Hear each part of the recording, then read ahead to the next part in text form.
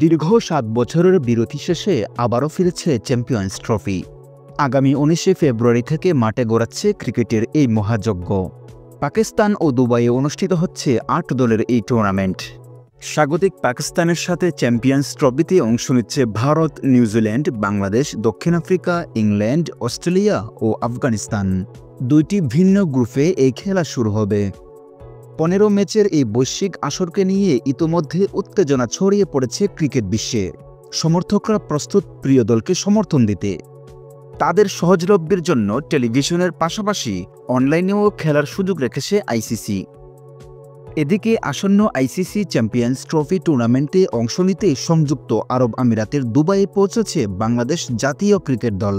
গত বৃহস্পতিবার দিবাগত রাতে ঢাকা ত্যাগ করে টাইগাররা। এবারে চ্যাম্পিয়ন্স ট্রফির আয়োজক পাকিস্তান।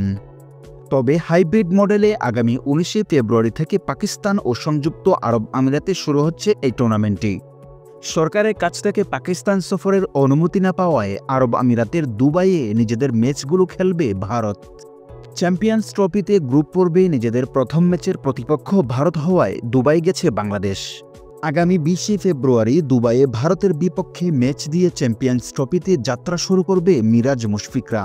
টুর্নামেন্ট শুরুর আগে ১৭ ফেব্রুয়ারি দুবাইয়ে আইসিসির ক্রিকেট একাডেমি মাঠে পাকিস্তান এ টিমের বিপক্ষে একটি প্রস্তুতিমূলক ম্যাচ খেলবে বাংলাদেশ দল। ২০শে ফেব্রুয়ারি ভারতের বিপক্ষে ম্যাচের পর গ্রুপ পর্বে নিজেদের শেষ ২ ম্যাচ খেলতে পাকিস্তান যাবে টাইগাররা। রাওয়ালপিন্ডিতে ২৪শে ফেব্রুয়ারি নিউজিল্যান্ড এবং ২৭শে ফেব্রুয়ারি পাকিস্তানের বিপক্ষে মুখোমুখি হবে বাংলাদেশ। নাজমুল হোসেন শান্তকে অধিনায়ক রেখে একাদশ ঘোষণা করেছে বিসিবি। তাহলে চলুন দেখে নেওয়া যাক এক নজরে বাংলাদেশের একাদশ। নাজমুল হোসেন শান্ত, সৌম্য সরকার, তানজিদ হাসান, তাওহিদ হৃদয়, মুশফিকুর রহিম, মাহমুদুল্লাহ রিয়াদ, জাকির আলী অনিক, মেহেদী হাসান মিরাজ, রিশাদ হোসেন, তাসকিন আহমেদ, মুস্তাফিজুর রহমান, পারভেজ হোসেন ইমন, নাসুম আহমেদ, তানজিদ হাসান, নাহিদ রানা।